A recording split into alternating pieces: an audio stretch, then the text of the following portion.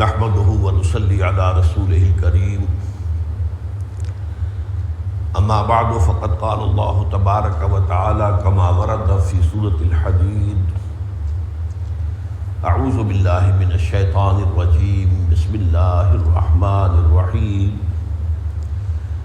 ورهبانية ابتدعوها ما كتبناها عليهم إلا ابتغاء رضوان الله فما رعوها حق رعايتها فآتينا الذين آمنوا منهم أجرهم وكثير منهم فاسقون صدق الله العظيم.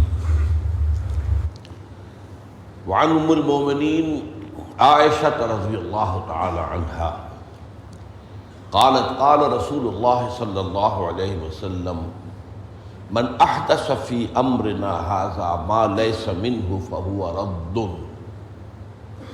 وفي رواية لمسلم من عمل عملا ليس عليه امرنا فهو رد متفق عليه. رب اشرح لي صدري ويسر لي امري واحلل عقدة من لساني يفقهوا قولي. اللهم ربنا الہمنا رشدنا واعذنا من شرور انفسنا. اللهم ارنا الحق حقا وارزقنا اتباعه وارنا الباطل باطلا وارزقنا اجتنابه. اللهم وفقنا لما تحب وترضى. اللهم انا نعوذ بك من البدعات والمحدثات فاعذنا منها آمین یا رب العالمین. اربعین نبوی کی جو 5ویں حدیث ہے اس کے حوالے سے ابھی وہ گفتگو جو ہے چل رہی ہے. سورہ حدید کی جو آیت آج تلاوت کی ہے وہ ترجمہ کیا ہے؟ ان لوگوں نے رہبانیت کی بدعت ایجاد کر لی، ہم نے وہ ان پر لازم نہیں کی تھی، لیکن صرف یہ لازم کیا تھا کہ اللہ تعالیٰ کی رضا کو حاصل کرنے کی کوشش کرو. پھر انہوں نے اس کی پابندی بھی نہیں کی جیسے کہ کرنی چاہیے تھی. تو جو ان میں سے صاحب ایمان تھے یا ہوئے ان کا اجر ہم انہیں عطا کریں گے، لیکن ان کی اکثریت جو ہے فاسقوں پر مشتمل ہے. قرآن مجید میں بدعت کا لفظ جو ہے وہ صرف اسی ایک آیت میں آیا اور رہبانیت کے ضمن میں آیا. اس ضمن میں میں نے کسی قدر تفصیل بیان کی تھی کہ یہ حضرت عیسیٰ علیہ السلام کے جو حواریین تھے، کیونکہ خود حضرت عیسیٰ علیہ السلام پر اور انہی کے ہم عصر بھی تھے اور ذرا سے سینئر تھے حضرت یحییٰ علیہ السلام، ان دونوں پر بھی زہد کا بہت غلبہ تھا. دنیا سے بالکل کنارہ کشی، نہ شادی کی دونوں نے، نہ ہی کوئی لذات دنیاوی سے سروکار رکھا. اس کے نتیجے میں ان کے جو حواریین تھے ان میں بھی یہی رنگ پیدا ہو گیا،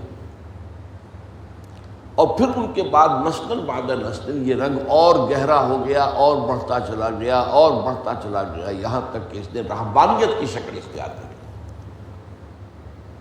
اس کی نفی کی گئی ہے قرآن مجید میں، اور اگرچہ قرآن کے الفاظ بہت سخت نہیں ہیں، قرآن کے الفاظ کے اندر چونکہ یہ بھی اشارہ ہے کہ پھر انہوں نے پابندی نہ کر سکے وہ جیسے کہ کرنی چاہیے تھی، تو گویا کہ ٹوٹل نگیشن ان کے اس فعل کی نہیں ہوئی، اس لیے کہ ان کی نیتیں نیک تھی. البتہ احادیث مبارکہ میں پھر بڑی شدت کے ساتھ اس کی نفی آئی ہے. بعض حدیثیں میں آپ کو سنا چکا ہوں کہ 3 صحابہ نے ازواج مطہرات سے رابطہ قائم کیا اور حضور کی نفلی عبادات کے بارے میں دریافت کیا. آپ رات کو کتنی دیر نماز پڑھتے ہیں اور روزہ ہر مہینے میں کتنے روزے رکھتے ہیں نفلی؟ اور پھر جب انہیں بتایا گیا تو انہوں نے کہا یہ تو کم ہے. ان کی توقع یہ تھی کہ شاید حضور تو اپنی کمر جو ہے بستر سے لگاتے ہی نہیں ہوں گے، اور ازواج مطہرات سے آپ کا کوئی سروکار ہی نہیں ہوگا. لیکن انہوں نے اپنے دل کو تسلی دی کہ یہ اتنی عبادت حضور کے لیے تو کافی ہے، اس لیے کہ حضور تو معصوم ہے اور اگر بالفرض کوئی خطا ہوئی ہو تو اللہ پہلے ہی معاف کر چکا ہے. لقد غفر اللہ ما تقدم من ذنبک وما تأخر.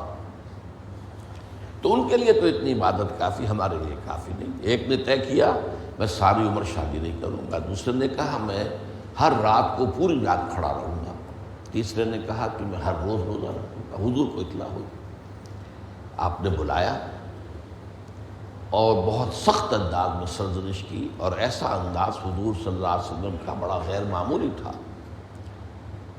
کہ خدا کی قسم میں تم سب سے بڑھ کر متقی ہوں اور سب سے بڑھ کر میرے دل میں اللہ کی خشیت ہے، لیکن میں رات کو سوتا بھی ہوں، عبادت بھی کرتا ہوں، روزہ رکھتا بھی ہوں، نہیں بھی رکھتا، نفلی روزہ، اور میں نے شادیاں کی ہیں، میری متعدد بیویاں. فمن رغب عن سنتی فلیس منی. اب یہ ہے بہت سخت انداز، جو میری سنت سے اعراض کرے گا وہ مجھ میں سے نہیں ہے، خواہ نیت کتنی ہی نیک ہو. ظاہر بات ہے کہ جو بھی انہوں نے سوچا تھا وہ نیک نیتی سے سوچا تھا. جیسے رہبانیت بھی نیک نیتی سے شروع ہوئی لیکن پھر بڑھتی چلی گئی، ردے پر ردہ چڑھتا چلا گیا. لیکن حضور کی طرف سے نفی جو ہے وہ پھر بہت سخت انداز میں ہوئی ہے. آج میں ایک حدیث اس سلسلے کی آپ کو سنا رہا ہوں. وعن انس بن مالک رضی اللہ تعالی عنہ ان رسول اللہ صلی اللہ علیہ وسلم کان یقول. حضرت انس رضی اللہ تعالی عنہ جو حضور کے خادم خاص تھے، بچے ہی تھے 9-10 برس کے، کہ ان کی والدہ آ کر حضور کی خدمت میں چھوڑ گئی کہ حضور یہ آپ کی خدمت کرے گا، آپ کے پاس رہے گا. اور انہوں نے پھر پوری حضور کی جتنی حیات دنیاوی تھی اس میں حضور کے خادم کی حیثیت سے اپنے فرائض سر انجام دیے. وہ یہ فرماتے ہیں کہ حضور صلی اللہ علیہ وسلم یہ فرمایا کرتے تھے، یعنی یہ ایک دفعہ نہیں، کانا یقول، کہا کرتے تھے، لا تشددوا علی انفسکم فیشدد علیکم یشدد اللہ علیکم فإن قوما شددوا على أنفسهم فشدد الله عليهم فتلك بقاياهم في الصوامع والديار. اور اس کے بعد حضور نے یہ آیت پڑھی وَرَهْبَانِيَّةً ابْتَدَعُوهَا مَا كَتَبْنَاهَا عَلَيْهِمْ. یہ سنن ابی داؤد کی روایت ہے. دیکھو اپنے اوپر سختی مت کرو، یہ عبادات کے ردے پر ردے چڑھاتے جانا، اور یہ تشدد کرو گے تو اللہ بھی تم پر تشدد کرے گا.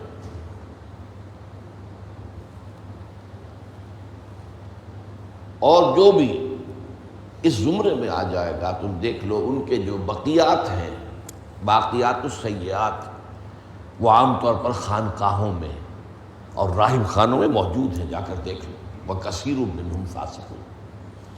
اگرچہ حضور کے دور تک بھی میں بتا چکا ہوں کچھ لوگ ان میں سے نیک تھے، لیکن اکثریت کا معاملہ یہی تھا کہ فطرت کے ساتھ انہوں نے تصادم کیا.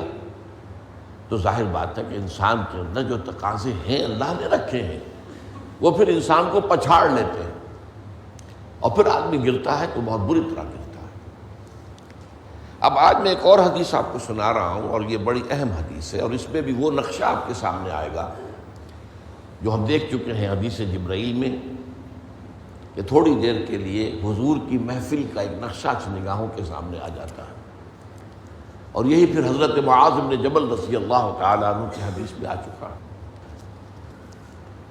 یہ حدیث ہے عن الارباض ابن ساریہ رضی اللہ تعالیٰ عنہ. ارباض ابن ساریہ سے یہ روایت ہے. قال، انہوں نے کہا، صلی بنا رسول اللہ صلی اللہ علیہ وسلم ذات یوم. ایک دن حضور نے ہمیں نماز پڑھائی، امامت فرمائی. ثم اقبل علینا بوجہہ، پھر اپنا چہرہ، اپنا رخ ہماری طرف کر کے آپ نے گفتگو شروع کی. فوعظنا موعظۃ بلیغۃ، پھر آپ نے ایک ایسا واعظ فرمایا جو بہت ہی دلوں میں اتر جانے والا تھا. بلیغ، بلغ پہنچ جانا، تو گویا کہ وہ ہمارے دلوں میں سرایت کر گیا. ذرفت منہ العیون، اس کی تاثیر اس درجے ہوئی کہ ہماری آنکھوں میں آنسو ابل آئے، بہہ گئی، بہہ پڑی ہماری آنکھیں۔ وَوَجِلَتْ مِنْهَا الْقُلُوبُ، اور ہمارے دل جو ہیں دہل گئے، لرز گئے۔ فقال رجل، تو عرض کیا ایک شخص نے، یا رسول اللہ، اے اللہ کے رسول صلی اللہ علیہ وسلم، کأن هذه موعظة مودع، یہ تو ایسا محسوس ہو رہا ہے کہ آپ کا یہ وعظ وداع کرنے والے کا وعظ ہے، یعنی کہ گویا کہ آپ اب ہم سے رخصت ہونے والے ہیں۔ معلوم ہوتا ہے کہ یہ آخری وعظ ہے جو آپ نے ارشاد فرمایا، جس درجے کا بلیغ اور مؤثر وعظ آپ نے، اور دلوں میں کھب جانے والا، جس سے آنکھوں میں آنسو کے جو دریا بہنے لگے اور دل جو ہے دہل گئے۔ تو کأن هذه موعظة مودع، وداع کرنے والا، مودع، تو جیسے وہ جاتے ہوئے آخری وقت میں نصیحت کرتا ہے، آپ کی معلوم ہوتا ہے ایسی نصیحت ہے۔ فأوصنا، تو ہمیں ذرا مزید وصیت فرمائیے کہ آپ ہمیں کیا تاکید کر رہے ہیں۔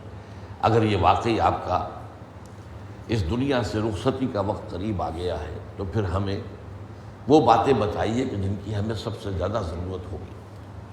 اب یہاں سے حضور کا قول شروع ہو رہا ہے۔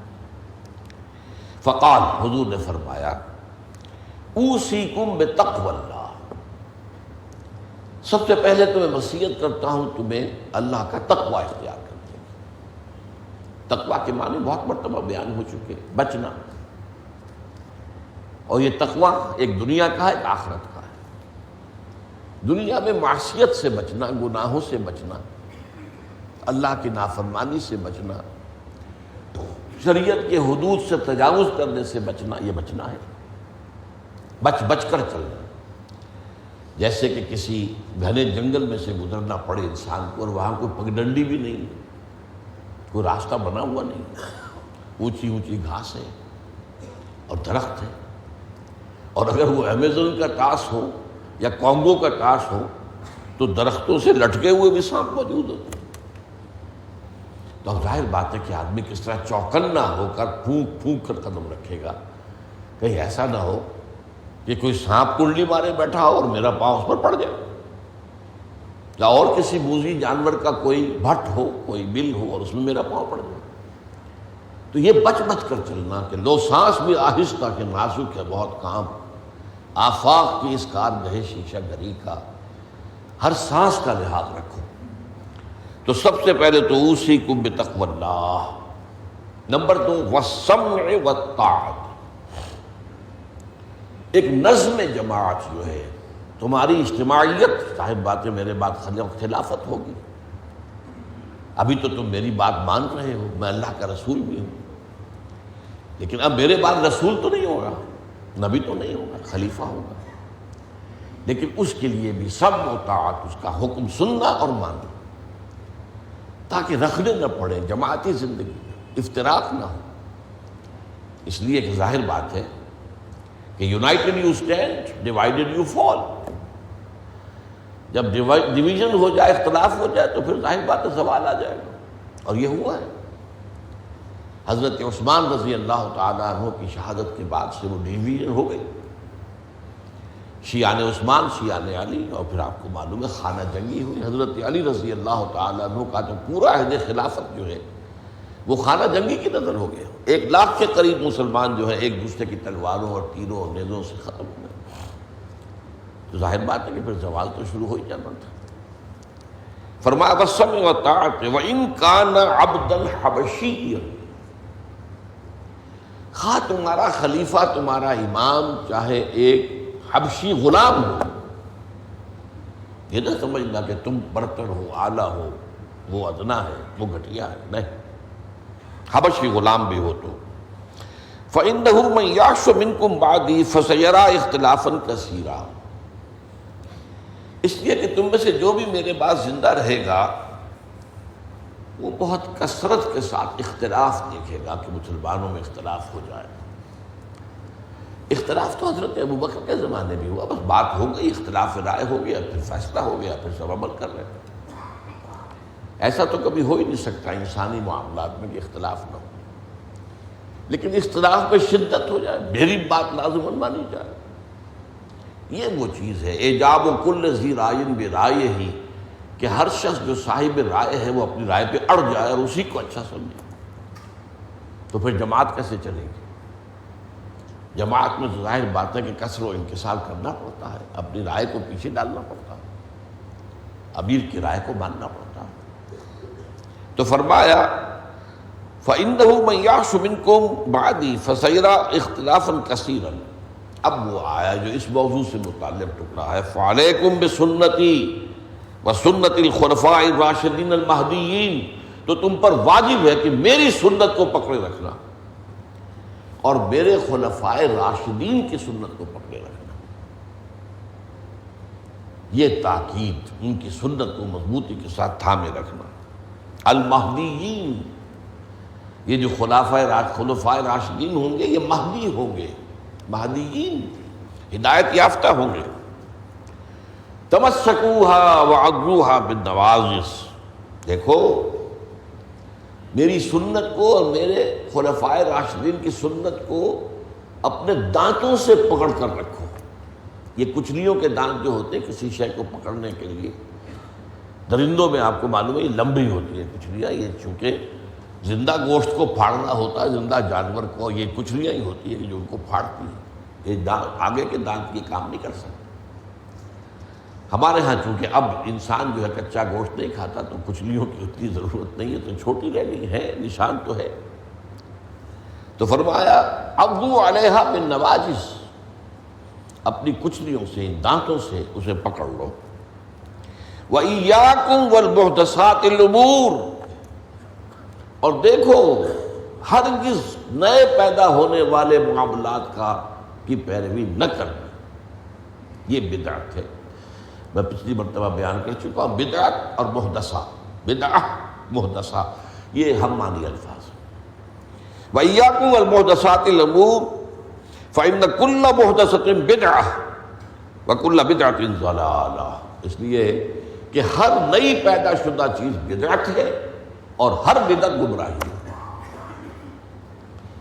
میں نے اس اعتبار سے آپ کو یاد ہوگا کہ بدعت کے جو اسباب پیدا ہیں وہ بھی کل پچھلی مرتبہ بیان کیے تھے۔ بدعت کا ایک سبب یہ ہوتا ہے کہ جب دین کا ہمہ گیر تصور سامنے نہیں رہتا،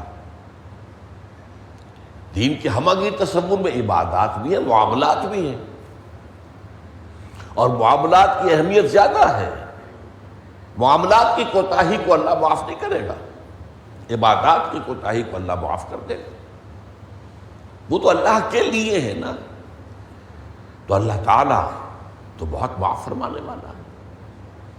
لیکن انسانوں کا حق اللہ کیسے معاف کرے گا؟ آپ نے کسی کا حق مارا ہے تو اس کا حساب کتاب تو ہو کر رہے گا، یا تو آپ کے کچھ برے اعمال، اس کے کچھ برے اعمال، گناہ آپ کے حساب میں آئیں گے، اور یا آپ کی کچھ نیکیاں ہوں گی تو وہ دے دی جائیں گی اس کو جس کا کہ حق آپ نے مارا۔ وہ گیو اینڈ ٹیک وہاں ہوگا، کریڈٹ ڈسکریڈٹ جو ہے وہ ہوگا، کریڈٹ اور ڈیبٹ وہ ہو کر رہے گا۔ اب تیسری چیز اور ہے، عبادات، معاملات، اور سب سے اوپر اللہ کے دین کو غالب کرنے کی جد و جہد۔ یہ ہم نے حضرت معاذ کی حدیث میں پڑھا ہے، وَضَرْبَتِ السَّلَامُ مِنْ الْجِہَادُ فِي سَبِيلِ اللَّهِ۔ اسلام ایک درخت کے مانند ہم نے دیکھا، وہاں حضور نے مثال دی، اس کی جڑ ہے وہ تو ہے شہادت اللہ الہ الا اللہ وان محمد رسول اللہ، ایک تنا ہے اقام الصلاۃ و ایتاء الزکوٰۃ وضربۃ السلام منہ، اور آپ کو معلوم ہے کہ اصل جو درخت سے مطلوب ہوتا ہے وہ تو اوپر ہوتا ہے۔ ٹھیک ہے، بعض درختوں کی لکڑیاں بھی کام میں آ جاتی ہیں، جلا کے بھی لیتے ہیں، یا وہ اس سے فرنیچر بن جاتا ہے، لیکن اصل جو ہے پودا لگایا ہے تو پھول کے لیے، پودا لگا درخت لگایا تو آم کے لیے، وہ کہاں ہوتا ہے؟ وہ تو جڑ میں تو نہیں لگتا، وہ تنے پر نہیں لگتے، وہ تو اوپر۔ تو وہ جو چوٹی ہے وہ جہاد فی سبیل اللہ ہے۔ اب کچھ لوگوں کی زندگی سے یہ جہاد خارج، انہیں تصور ہی نہیں کہ یہ بھی کوئی فرض ہے۔ باطل کے نظام کے تحت آرام سے رہ رہے، پاؤں پھیلا کر سوتے ہیں، اپنا پروفیشن، اپنا کاروبار، اپنا دھندا، انہیں اس سے غرض ہی نہیں کہ ہو کیا رہا ہے ماحول میں، اللہ کے دین کو کیسے اس کی دھجیاں بکھیری جا رہی ہیں، شریعت کو کیسے پامال کیا جا رہا ہے، دین میں کیسی تبدیلیاں کی جا رہی ہیں، انہیں فکر ہے، تو ادھر سکڑ کر آ گئے۔ اور کچھ لوگ ہوئے جو معاملات کو بھی چھوڑ بیٹھے، کاروبار میں تو سود کیا کرے، لینا ہی ہے، دینا ہی ہے، بینک سے روپیہ لیے بغیر کاروبار کیسے بڑھائیں، کارخانہ تو لگانا ہی ہے، تو بینک سے تو قرض لینا ہی ہے، چھوٹے مکان میں کیسے رہوں، بڑی حویلی تو بنانی ہی ہے، بعض جو ہے بینک سے قرضہ لینا ہی ہے، یا اسی طریقے سے اور کا معاملات کے اندر جو ہے وعدہ خلافی ہو رہی ہے، جھوٹ ہے وغیرہ وغیرہ، دھوکہ ہے۔ اب وہ دین سکڑا، ایک حصہ اقامت دین کی جد و جہد خارج از بحث، معاملات اس کے اندر بھی کمی، تو اب سارا جو گاڑھا پن ہے وہ عبادات میں آ گیا۔ میں نے مثال دی تھی آپ کو کہ ایک تشلا ہوتا ہے نا، اس میں پانی بھرا ہوا ہے، 1 انچ اونچا ہے، 2 انچ اونچا ہے، اسی کو آپ کسی جار میں ڈال دیجئے وہ 1 فٹ اونچا ہو جائے گا۔ تو جب آپ نے یہ بیس اس کا تنگ کر دیا، نہ اقامت دین کی جد و جہد رہی اور نہ معاملات کی پیروی رہی، تو سارا زور اب عبادات، ہر سال عمرہ فرما رہے ہیں، کمائی حرام کی ہے۔ کچھ لوگ ہیں بڑے فخر سے کہتے ہیں ہر سال حج کو جاتا ہوں، اور میرا مصلی مقرر ہے پہلی صف کے اندر، وہاں شرطوں کو رشوت دیتے ہیں اور وہ ان کے مصلی محفوظ رکھتے ہیں، سمجھتے بڑی نیکی کا کام کرتے ہیں۔ حالانکہ دیکھیے، میں خاص طور پر آپ کو بتا دوں، حضور صلی اللہ علیہ وسلم نے جو عمرہ قضا تھا صلح حدیبیہ کے بعد ہوا، اس کے بعد کوئی عمرہ نہیں کیا۔ سن 8 ہجری میں مکہ فتح ہو گیا، اس کے بعد تو آپ بادشاہ تھے، اب کون روکنے والا تھا؟ کوئی عمرہ نہیں کیا۔ وہ ساری جد و جہد دین کو غالب کرنے کے لیے ہو رہی ہے، آپ کا سارا وقت اس میں لگا ہوا ہے۔ پھر حج نہیں کیا، سن 8 میں رمضان میں مکہ فتح ہو چکا ہے، آپ حج کر سکتے تھے، سن 9 میں بھی نہیں کیا۔ قافلہ جو ہے حجاج کا وہ بھیج دیا، مدینے سے روانہ کر دیا، حضرت ابوبکر کو امیر الحج پر خود دی گئی۔ صرف ایک حج ہے، وہ آخری حج جسے ہم حجۃ الوداع کہتے ہیں۔ اس سے سمجھنا چاہیے ریشیو پروپورشن دین میں کیا ہے، واٹ از واٹ، کس چیز کی کیا قدر و قیمت ہے، کون سی چیز کتنے درجے میں مطلوب ہے۔ یہ جب جو ہے جیسا کہ میں نے کہا یہ دین کا تصور سکڑے گا تو عبادات، اور یہ عبادات خلوص کے ساتھ ہو رہی ہوں گی، اور ان عبادات کے اندر تشدد بھی ہوگا اپنے اوپر، اور مبالغہ ہوگا، بڑھاتے چلے جائیں گے، اور یہاں تک کہ اس میں بدعات ایجاد ہو جائیں گی۔ اب خاص طور پر شب برات، 15ویں شب پر بہت جو ہے عبادت کریں، باقی تو جو کچھ ہوتا ہے اس کو تو چھوڑ دیجئے، آتش بازی ہوتی ہے یا کچھ اور جو ہنگامہ ہوتا ہے، جو جشن، یہ تو کچھ سرے سے دین سے کوئی سروکار ہے ہی نہیں۔ لیکن خاص طور پر اس رات کو مقرر کر لیا، حالانکہ کوئی قوی احادیث موجود نہیں ہے۔ اسی طریقے سے معراج کی شب، وہ ساری چیزیں کیوں ہو رہی ہیں؟ اس لیے کہ عبادات کا جو معاملہ ہے پوری توجہ ان پر مرتکز ہو گئی۔ اچھا، دوسرا مسئلہ کیا ہوتا ہے؟ عبادات میں بھی ایک ہے ان کا ظاہر رسم، ایک ہے باطن روح۔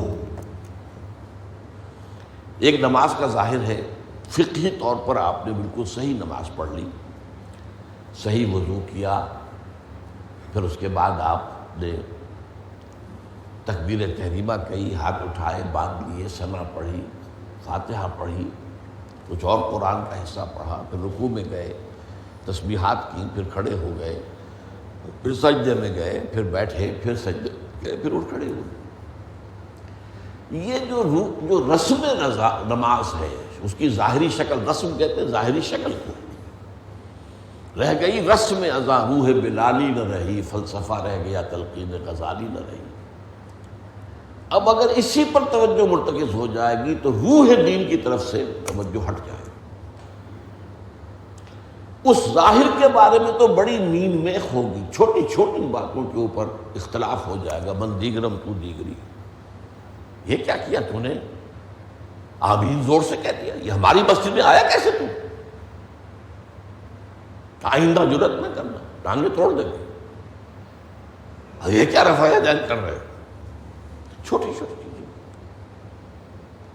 بڑی چیزیں سب ہضم، لکڑ ہضم، پتھر ہضم، سود ہضم، جھوٹے کاروبار سے آنے والی آمدنی ہضم، یہ اختلافات ہضم نہیں ہوتے، اس میں پھر رسومات کا اضافہ ہوگا، رسومات پر رسومات، رسومات پر رسومات۔ اب اسی کی ایک مثال ہے، شادی بیاہ کے لیے رسمیں کتنی ہو گئی۔ ہم نے تحریک شروع کی، اللہ کا شکر ہے، کچھ چرچا ہے، بھائی نکاح مسجد میں کرو، لڑکی والوں کے ہاں کوئی دعوت طعام اس کا ثبوت نہیں ہے۔ دعوت طعام ایک ہے اور وہ دعوت ولیمہ ہے لڑکے کی طرف سے، اس کا گھر آباد ہوا ہے، وہ اپنی خوشی منائے، سیلیبریٹ کرے اپنے دوستوں، یہ ثابت ہے، اس کی تاکید ہے۔ باب الولیمہ حدیث کی کتابوں کے اندر پورا باب ہے، باقی اور کوئی نہیں۔ اب یہ ہمارے ہاں بارات چڑھ رہی ہے اور پہلے سیرا بن رہا ہے اور پھر وہاں کچھ پیسے پیش کیے جا رہے ہیں، پھر وہ بارات گئی ہے جتھا بن کر، اور وہ لڑکی والوں کے ہاں جو ہے وہاں نکاح ہوا ہے، اور وہاں پھر وہ جو کھانے کھائے جا رہے ہیں ان میں جو آپ کو معلوم ہے اسراف ہو رہا ہے، جو کھانا جو ہے برباد ہو رہا ہے جس طریقے سے کھاتے ہیں، یہ ساری چیزیں، اور پھر کتنی دعوتیں ہوتی ہیں، مہندی کی دعوت ہو رہی ہے، مہندی کی رسم ہو رہی ہے، ابھی تو تاریخ لینے جا رہے ہیں لڑکی والوں کے ہاں، وہ دعوت ہو رہی ہے، جشن ہو رہا ہے، پر ہوتا کہاں ہے یہ؟ جن لوگوں کی حرام کی کمائی جو ہے، جن کے پاس انبار اس کے ہیں، وہ اپنی دولت کے اظہار کے لیے یہ سارے کام کرتے ہیں، اور اس کا نام تبذیر ہے قرآن مجید کی اصطلاح میں، تبذیر۔ ان المبذرین کانوا اخوان الشیاطین، یہ جو پیسے لٹانے والے ہیں اپنے نام و نمود کے لیے، شہرت کے لیے، دکھاوے کے لیے، یہ شیطانوں کے بھائی ہیں۔ نتیجہ کیا نکلتا ہے؟ آپ کے پاس تو دولت کے انبار تھے، آپ نے کیا، ایک غریب آدمی کی مصیبت ہو گئی، وہ کیا کرے؟ میری بیٹی کیا کہے گی؟ میری شادی پر میرا باپ یہ بھی نہیں کر سکا۔ وہ کھاتے پورے کرتے ہیں جس طرح بھی ہو، کچھ بھی، کہیں حرام سے کمائیں، کہیں چوری کریں، کہیں ڈاکہ ڈالیں، کہیں رشوتیں لیں، جس کے ہاں چند بیٹیاں ہو جائیں اس کی نیندیں حرام ہو جاتی ہیں۔ جبکہ اسلام کا اصول یہ ہے، شادی میں لڑکی والوں کا ایک پیسہ بھی خرچ نہیں ہونا چاہیے، مہر لڑکا دے گا، محفل نکاح میں چھوارے لائے یا کچھ اور لائے، ٹافیاں لائے، کچھ آئے، منہ میٹھا کرانے کے لیے لڑکا لائے گا، ولیمہ لڑکا کرے گا، لڑکی والوں کو تو خرچ ہی نہیں، نہ جہیز کا کوئی تصور اسلام میں۔ لیکن ہمارے یہاں سارا معاملہ الٹا ہے۔ تو یہ ہے اصل میں جو اسباب ہوتے ہیں۔ اس میں نے ایک چیز آپ کو اور بتائی تھی، جہاں کوئی بدعت آئے گی وہاں سے کوئی سنت غائب ہو جائے گی۔ حدیث سنانے سے رہ گئی تھی، ما احدث قوم بدعۃ الا رفع مثلها من السنۃ، رواہ احمد رحمہ اللہ۔ کوئی قوم بھی کوئی بدعت ایجاد نہیں کرتی مگر یہ کہ اس کی جگہ سے سنت اٹھ جاتی ہے۔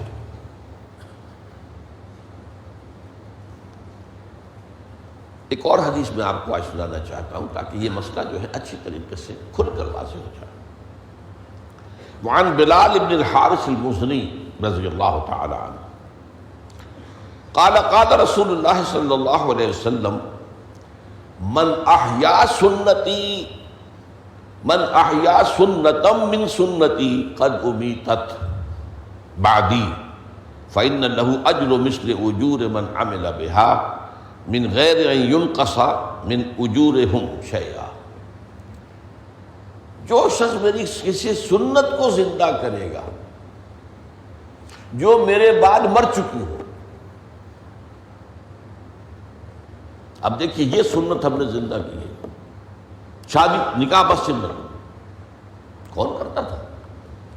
اسے تو ہتک سمجھتے تھے، توہین.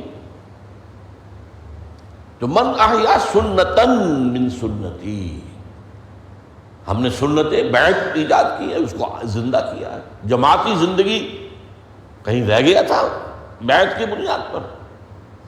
مغرب سے آیا ہوا نظام، ممبرشپ اور اس سے صدر کو منتخب کرو، 2 سال کے بعد 4 سال کے بعد پھر انتخاب ہو، ایک کمیٹی ہو، مینجنگ کمیٹی ہے، وہ صدر کے اوپر ڈنڈا لے کے کھڑی رہے یا صدر جو ہے اس کے اوپر ڈنڈا لے کے کھڑا رہے اور کھینچتان میں. اسلام میں تو نہیں بیعت تھی.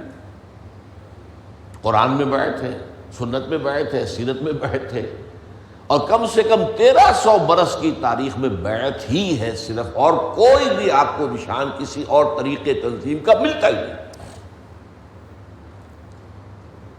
خلافت ہی تو بیعت پر، ملوکیت بھی بیعت پر. یہ خلفاء جو کہلاتے تھے بنو امیہ کے اور بنو عباس کے، بیعت لیتے تھے. پھر جب جو ویسٹرن کولونیلزم آ گیا ان کے خلاف جو تحریکیں ابھری وہ بیعت پر. مہدی سوڈانی بیعت کی بنیاد پر، امام شامل روسیوں کے خلاف بیعت کی بنیاد پر، اسی طریقے سے عبد القادر جزائری بیعت کی بنیاد پر، السنوسی بیعت کی بنیاد پر لیبیا میں. ہمارے ہاں سید احمد شہید رحمۃ اللہ علیہ بیعت کی بنیاد. پھر ہمارے ہاں ایک علیحدہ معاملہ بن گیا، حالانکہ شریعت میں اس کا کوئی مسئلہ نہیں ہے، لیکن بہرحال اچھی بات تھی لوگوں کو کچھ اللہ کا جو ہے کلمہ سکھا دینا، بات بتا دینا، کوئی نیکی کی تلقین کر دینا، جسے آپ کہتے ہیں بیعت ارشاد پیری مریدی، وہ بھی بیعت پر. تو جو کام بھی ہوا بیعت پر ہوا. اس بیعت پہ بھی اللہ کا شکر ہے اور اللہ کا ہم پر فضل ہے. ذالک من فضل اللہ علینا، ہم نے اسے زندہ کیا.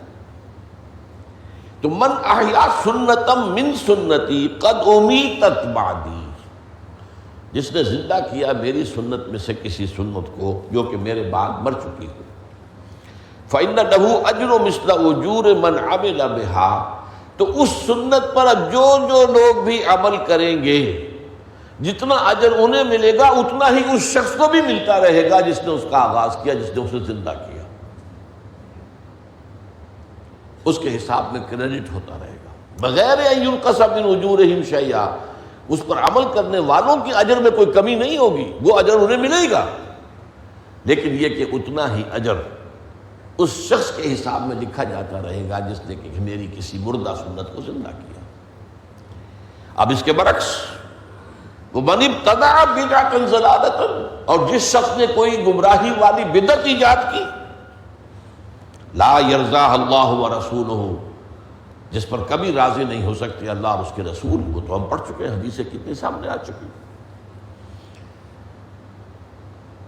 فَإِنَّ عَلَيْهِ مِنَ الْإِثْمِ، تو اس پر گناہ کا بار بڑھتا رہے گا، مثل آثار من عمل بها، جو بھی اس بدعت پر عمل کریں گے ان کے جو گناہوں کی پاداش ہوگی، اس کے جو گناہ ہیں وہ اس کے حساب میں بھی درج ہوتے رہیں گے، وہ ڈیبٹ ہوتا رہے گا بغیر ان ينقص ذلك من اوزارهم شیئا، بغیر اس کے کہ ان کے اپنے بوجھ میں سے کوئی کمی ہو. وہ تو جب عمل کر رہے ہیں بدعت پر تو ان کے تو جو گناہ ملنا ہے ملنا ہی ہے، جو سزا ملنی ہے اتنا ہی معاملہ جس شخص نے اس کا آغاز کیا تھا اس کے حساب میں درج ہو جائے گا. یہ ترمذی کی روایت ہے. ایک اور حدیث سنیے، یہ امام بہقی لائے ہیں، شعب الایمان ان کی ایک کتاب ہے، احادیث کا مجموعہ ہے. من وقر صاحب بدعۃ فقد اعان علی ہدم الاسلام. حضور فرماتے ہیں جس شخص نے کسی بدعتی کی توقیر کی، اس کی عزت کی. اور ایک اور جگہ تو آتا ہے من مشى مع فاسق لیقویہ، پہلے یہ حدیث مکمل ہو جائے، من وقر صاحب البدعۃ فقد اعان علی ہدم الاسلام، تو اس نے اسلام کو منہدم کرنے میں مدد دی ہے. ہی از این ایبیٹر. ایک مجرم ہوتا ہے، ایک مجرم کے اندر ایبیٹمنٹ کرنے والا، اس میں شامل ہونے والا. اور دوسری حدیث میں آپ کو سنا رہا تھا، من مشى مع فاسق لیقویہ، غضب اللہ تعالی واہتز لہ العرش. جو مسلمان کسی فاسق کے ساتھ چلتا ہے اس کو تقویت دینے کے لیے اللہ تعالیٰ غضبناک ہوتے ہیں، اور اس درجے کہ اللہ کا عرش کانپ اٹھتا ہے. واہتز لہ العرش. یہ ہے بدعات کا، محدثات کا، رسومات کا، نئی نئی ایجادات کا یہ مقام ہے ہمارے دین میں. اس کے برعکس کیا ہے؟ ایک اصول طے کر لینا چاہیے. جو چیز ثابت ہے صحابہ سے اور حضور سے، سر آنکھوں پر. دعوت ولیمہ ثابت ہے، سر آنکھوں پر دعوت دیجیے لوگ. جو کچھ ثابت ہی نہیں، اس کا مطلب ہے یہ کہیں باہر سے آئی ہوئی چیز ہے. کوئی جہیز ثابت نہیں. یہ ہندوانہ پس منظر ہے. اس وجہ کیا ہے؟ ہندوؤں میں لڑکی کا وراثت میں حصہ نہیں ہے. وہ جب گھر سے رخصت کرتے ہیں تو کچھ دان جہیز دے کر رخصت کر دیتے، جاؤ بھائی اب تمہارا اس گھر سے کوئی سروکار نہیں ہے، ہماری وراثت میں تمہارا کوئی حصہ نہیں ہے. اسلام میں تو لڑکی وارث ہے. لیکن ظاہر بات ہے جہیز دے کر، اور اس کے بعد لوگ عام طور پر فارغ سمجھتے ہیں اپنے آپ کو کہ لڑکیوں کا اس طرح، وہ تو جی شادی کے اندر اتنا خرچ ہوا وہ تو دے دیا گیا. جہاں بدعت آئی سنت غائب ہو گئی. اور یہ سنت کیا ہے؟ تو فرض. جو احکام آئے ہیں وراثت کے سورہ نساء میں، مما قل منہ او کثر، چاہے وراثت تھوڑی ہو چاہے زیادہ ہو، وصیت کرنا فریضۃ من اللہ، اللہ کی طرف سے فرض. اور وہ ہمارے تصورات سے نکلی ہوئی ہے. اس ضمن میں آخری حدیث، اور بڑی پیاری حدیث ہے. اللہ تعالی ہمیں اس کا جو مثبت پہلو ہے اس پر عمل کرنے کی توفیق عطا فرمائے. کل امتی یدخلون الجنہ الا من ابا. بڑا پیارا انداز ہے. اصل میں کسی بات کو سمجھانے کے لیے بھی مختلف انداز ہو سکتے ہیں. میری امت پوری کی پوری جنت میں جائے گی سوائے اس شخص کے جو خود ہی انکار کر دے.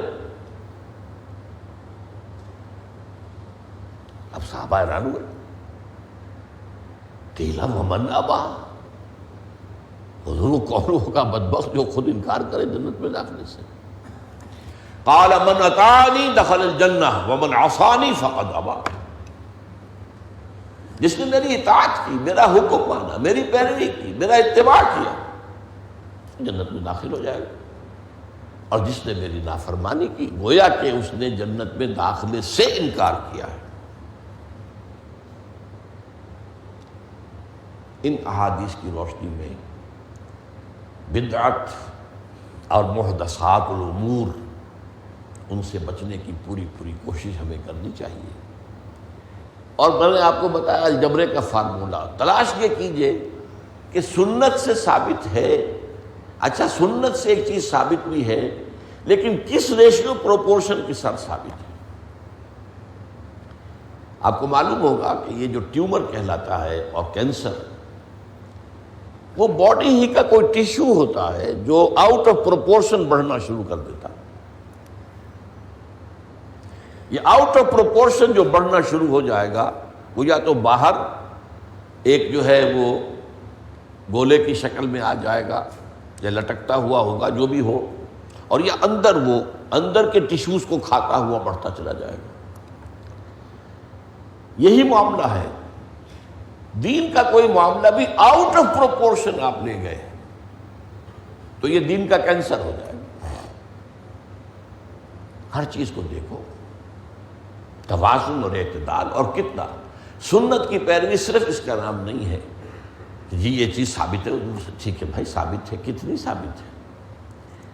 حضور کا عمل اس پر کتنا تھا، اور باقی حضور کا پورا، جیسا کہ میں نے کہا تھا، ایک وہ اقامت دین کی جد و جہد تو ذہنوں سے خارج، معاملات بہانوں سے کیا کریں، اس کے بغیر تو کاروبار چلتا ہی نہیں جی، کیا کریں جی، وکالت تو جھوٹ بولے بغیر چلتی نہیں، وکالت اور کوئی مقدمہ، ان کا کہنا یہ ہے قانون ایسا ہے، کوئی صحیح سے صحیح مقدمہ بھی ثابت نہیں ہو سکتا، کامیاب نہیں ہو سکتا جب تک جھوٹ شامل نہ کیا جائے۔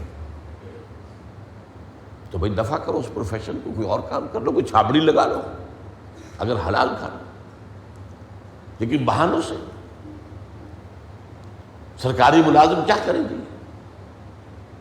جو تنخواہ پہ اتنے اس میں تو گزارا ہے ہی نہیں۔ مجھے تو ایک دفعہ بڑا حیرتناک تجربہ ہوا تھا، واپڈا ہاؤس میں جو ایک آڈیٹوریم ہے، وہاں سیرت کا جلسہ تھا، میری تقریر تھی، تو وہاں سے گاڑی آئی تھی ایک مجھے لینے کے لیے، جا رہا تھا، بس ڈرائیور تھا، میں تھا۔ ڈرائیور میں نے دیکھا بہت چست اور بہت معلوم ہوتا تھا کہ سمجھدار ذہین بھی ہے اور چست چالاک بھی ہے۔ میں پوچھ بیٹھا کہ کیا پیٹرول بیچتے تو نہیں؟ نہیں بیچتے ہیں، دھڑلے سے بیچتے ہیں، بتا کر بیچتے ہیں۔ کہا میں ان سے یہ کہتا ہوں کہ جو تنخواہ تم مجھے دیتے ہو اس میں مجھے 2 کمروں کا مکان لاہور میں کرائے پر دے دو، میں چھوڑ دوں۔ تو یہ معاملہ ہمارے ہاں جو ہے، اس میں کل نظام کا بھی حصہ ہے، اس میں کوئی شک نہیں، لیکن اس نظام کو بدلنے کا نام ہے اقامت دین، نہ وہ کرنا، اور پھر اس نظام کے اندر بے ایمانیاں کرنا، سود خوری کرنا، سود سے قرضہ لے کر جو ہے بلڈنگیں بنانا، مارکیٹیں بنانا اور پلازے بنانا، اب تو پلازوں کا دور ہے۔ تو یہ ساری چیزیں اصل میں دین کے تصور میں محدودیت پیدا ہو جائے اور رسمیت پیدا ہو جائے کہ صرف ظاہری شکل پیش نظر رہ جائے، روح جو ہے اوپر توجہ نہ ہو، تو پھر بدعات اور محدثات الامور جو ہیں پھر ان کا جو ہے گھنا جنگل اگ آتا ہے۔ اقول قولی ھذا واستغفر اللہ لی ولکم ولسائر المسلمین والمسلمات۔